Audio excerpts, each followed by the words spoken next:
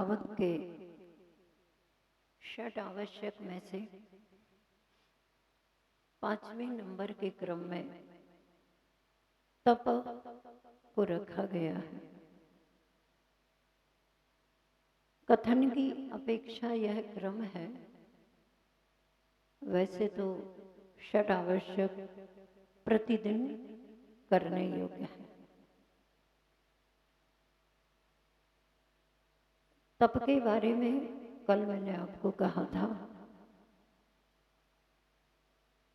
कि जीवन के रूपांतरण करने की एक मनोवैज्ञानिक प्रक्रिया है, वह तप है। मन को विशुद्ध बनाने की प्रक्रिया भी तप है। चित्त को संशोधित करने की प्रक्रिया भी तप है और आत्मा को पवित्र बनाने की प्रक्रिया भी तप ही है।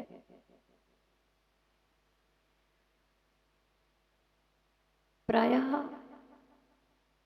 तप के नाम से व्यक्ति घबरा जाते हैं। अरे हम नहीं कर सकते तपस्या। श्रावकों के आवश्यक में से इस तपस्या को या तप आवश्यक को अलग कर देना चाहिए, क्योंकि आज का समय इतना नाजुक है, व्यक्ति का शरीर इतना नाजुक है, व्यक्ति के विचार इतने नाजुक हैं कि उस कंडीशन में वह तपस्या जैसे कठिन साध्य कार्य को कैसे कर सकता है। लेकिन घबराने वालों को समझ लेना चाहिए कि हम धन कमाने की कितने कठिन कठिन परिस्थितियों का सामना करते हैं। क्या धन कमाने से घबराते हैं कभी? दृष्टि बदल जाती है तो सब कुछ संभव हो जाता है। कैसे? जैसे ज्येष्ठ की गर्मी का समय है, धन कमाने के उद्देश्य से कोई गरीब व्यक्ति ऐसे खुले आकाश में तपती गर्म धरती पर पैरों में कुछ पहने नहीं, ऊपर से भी सूर्य का तेज ताप और नीचे जमीन का भी ताप, सब ओर से गर्मी ही गर्मी है, और वहां पर वह अपने व्यवसाय हेतु धनार्जन हेतु ठेला लगा करके खड़ा होता है। उस गर्मी को ताप को सहन करता चला जाता है। उससे पूछा जाए कि तुमको ये गर्मी से कोई कष्ट नहीं हो रहा, तो वह क्या कहता है? नहीं, पता ही नहीं चलता सुबह से शाम कब हो जाती है। जब ग्राहक नहीं आते हैं तो थोड़ा पता चलता है, लेकिन ग्राहक की कतार चलती रहती है तो पता नहीं चलता। क्यों नहीं पता चलता? तो वह कहता है फायदे की ओर दृष्टि रहती है। फायदा हो रहा है इसलिए सब कुछ सहन करते चले जाते हैं, विपरीत परिस्थितियों का सामना करते चले जाते हैं। बस फायदे की ओर दृष्टि है।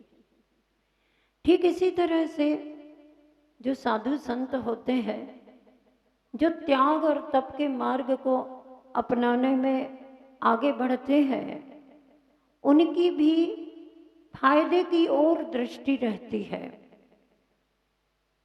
वो कौन सा फायदा है? फायदे फायदे में अंतर होते हैं। आप सबके भी समय समय पर फायदे बदलते रहते हैं। तो साधु का भी फायदे हैं, वे तपस्या करते हैं अपने आत्म तत्व को संशोधन करने के लिए। वे तपस्या करते हैं अपने आप को स्वस्थ रखने के लिए। वे तपस्या करते हैं अपने आप को प्रसन्न रखने के लिए। वे तपस्या करते हैं पापों के क्षय करने के लिए। पापों का क्षय होता है, ये फायदा कितना बड़ा फायदा है। आप भी दृष्टिपात करें, विचार करें, चिंतन करें कि तपस्या करने से पाप कर्म जब क्षय होता है, तो पाप जब नहीं रहेगा तो पाप के उदय से होने वाली जो विपरीत परिस्थितियां हैं, जो शारीरिक, मानसिक या वाचनिक कोई भी अस्वस्थता है, जो पाप के उदय में होती थी, तपस्या करने से पाप का क्षय कर दिया, तो पाप नहीं होने से हमारे जीवन की विपरीत परिस्थितियां भी नहीं बनेगी। कितना बड़ा फायदा हुआ। धन कमाने में आपको फिर भी पाप के उदय में प्रतिकूल परिस्थितियां आ भी सकती हैं, लेकिन तपस्या के द्वारा पाप ही दूर हो जाता है, तो पाप के फल कुछ भी देखने में नहीं आते। इसलिए हमेशा आचार्यों ने कहा है, दुख और कष्ट आने पर घबराना नहीं चाहिए। एक भजन बचपन में सुनते थे, अभी भी सुनते होंगे आप लोग। दुख से घबराओ नहीं मेरे साथी, ये जीवन में मानव का श्रृंगार है, ये जीवन में मानव का श्रृंगार है। इस तरह से दुख ही मानव की संपत्ति है। तू क्यों दुख से घबराता है? दुख आया है तो जाएगा, सुख आया है तो जाएगा। सुख जाएगा तो दुख देकर, और दुख जाएगा तो सुख देकर। सुख देकर जाने वाले से रे मानव क्यों भय खाता है? दुख ही मानव की संपत्ति है, तू क्यों दुख से घबराता है? जब ऐसा चिंतन हमारे मानस में आता है, तो हम उपस्थित कष्टों का सहन प्रसन्नता से कर लेते हैं, और जो अपने जीवन में आई हुई विषम परिस्थितियों को, प्रतिकूलताओं को, कष्टों को, दुखों को, पीड़ाओं को प्रसन्नता से सहन कर लेता है, उसके दुख की श्रृंखलाएं समाप्त होती चली जाती है। अतः कष्ट सहस्रों बनना बहुत अनिवार्य है। मैंने आपको कल नहीं परसों संयम, धर्म संयम आवश्यक के बारे में जब गांधी जी का प्रसंग बताया था, कि गांधी जी ट्रेन में उस डिब्बे में बैठ के यात्रा कर रहे थे जहां पानी टपक रहा था ऊपर से, छत से, डिब्बे की छत से। उनसे निवेदन किया गया था कि आप दूसरे डिब्बे में चलें। उन्होंने कहा नहीं। क्या ये डिब्बा खाली रहेगा? नहीं, खाली तो नहीं रहेगा, दूसरे यात्री बैठेंगे। उन्होंने कह दिया कि दूसरे यात्री को भी तो कष्ट होगा, इसलिए मैं सुविधा में जाऊं और दूसरे कष्ट सहन करें, ये मानवीयता से परे है। मैं अपना जीवन अमानवीय नहीं बनाना चाहता। इस तरह से कष्ट सहिष्णु बनने की शिक्षा उनके उस प्रसंग से प्राप्त होती है। वर्तमान में प्रायः सभी सुख सुविधा में जीने की होड़ में लगे हुए हैं। कौन सी सुख सुविधा? मात्र शारीरिक स्तर की सुख सुविधा। मानसिक स्तर की सुख सुविधा को देखो तो जो तपस्वी हैं उनके पास मानसिक सुख सुविधा है, और जिनको देख करके अपन सब प्रसन्न होते हैं। जैसे कि आज की सुप्रभात कालीन वेला में ही श्री अतिशयकारी श्री शांतिनाथ भगवान जी के अभिषेक और शांति धारा संपन्न होते ही बीच में ही जो आचार्य श्री जी के दर्शनार्थ बहनें गई हैं, श्रावक गए हैं, उन्होंने गुरुदेव के चरणों में अपन सभी का नमोस्तु निवेदित किया। फलतः गुरुजी ने सभी को आशीर्वाद प्रदान किया और बहनों ने सोचा जितना आशीर्वाद मिला है तुरंत तुरंत आर्यकाओं को दे दें, श्रावक श्राविकाओं को दे दें। तो जैसे ही यहाँ पर मैसेज आया और सबके जीवन में ऐसा लगा बस एनर्जी आ गई, जयकार की ध्वनि लगाने लगे सभी लोग। ये सब किसका प्रभाव है? त्याग तपस्या की जीवन शक्ति का प्रभाव है। तो वहां पर है उनका आशीर्वाद भी यदि परोक्ष में यहाँ प्राप्त हो गया तो हम ऊर्जावान हो जाते हैं। कहाँ से आई ऊर्जा? तपस्वी मुनिराजों की, गुरुओं की आशीर्वाद की ये शक्ति होती है कि हम एनर्जेटिक हो जाते हैं, ऊर्जावान हो जाते हैं। अपने अंदर एक शक्ति स्फूर्त होती है जिससे हम भी अपने जीवन में कुछ अच्छे कष्ट सहिष्णु बनकर कार्य करने में अपना कदम आगे बढ़ाने की कोशिश करते हैं। और कोशिश जो करता है, अभ्यास जो करता है, एक दो बार हार भी जाए लेकिन फिर भी कोशिश करने वालों की कभी हार नहीं होती। एक युवक नदी के किनारे पहुंचता है, मित्र साथ में है। जैसे ही किनारे पर पहुंचते हैं, तैरने का आनंद लेना चाहते हैं। तो जिसको तैरना आता है वह मित्र तो जल्दी से गया और पानी में डुबकी लगाए, कूद करके का पानी में डुबकी लगाई और वो कह रहा है, आओ मित्र, आप भी तैरना चाहते हो ना? तो वह कहता, हाँ मैं तैरना चाहता हूँ। बुलाता है, आओ आओ।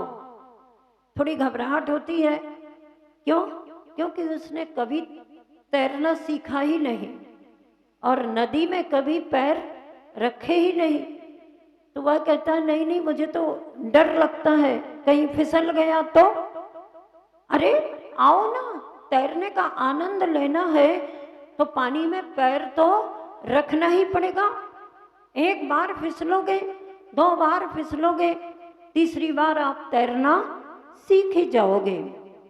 साहस बांध करके वह पानी में पैर रखता है और जैसे ही पानी में पैर रखता है उसका पैर फिसल जाता है और फिसल गया, घबरा गया।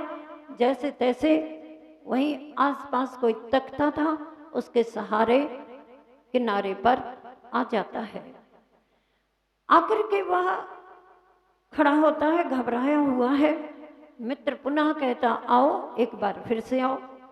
तो वह कहता, अब तो भगवान की कसम, अब तो मैं पानी में तब तक पैर नहीं रखूंगा जब तक मैं तैरना ना सीख जाऊं। तो वह कहता है, मित्र क्यों भाई, क्या तुम बिस्तर पर बैठे बैठे लेटे लेटे वहां पर बिस्तर पर तैरना सीखोगे क्या? तो कहता है, हाँ कहीं से भी सीखूं, मैं तो तैरना सीख लूंगा, तब बाद में पानी में उतरूंगा। अब उसने समझाने की कोशिश की, भाई जब तक तुम पानी में नहीं उतरोगे, पैर पानी में नहीं रखोगे, तब तक तुम तैरना कभी सीख नहीं सकते। बात उसे समझ में आती है, वह प्रयास अभ्यास करना प्रारंभ करता है। एक बार फिसलता है, दो बार फिसलता है, तीसरी बार में तैरना सीख जाता है और तैर करके कहता है, वाह वाह मित्र, तुम्हारे लिए धन्यवाद, आज तुमने जो मुझे पानी में बुलाया और मैं फिसलते फिसलते भी तैरना सीख गया। समझ में आ गई ना बात? तैरने की बात तो समझ में आ गई। आचार्य कहते हैं, तपस्या के क्षेत्र में भी घबराने की कोई जरूरत नहीं है।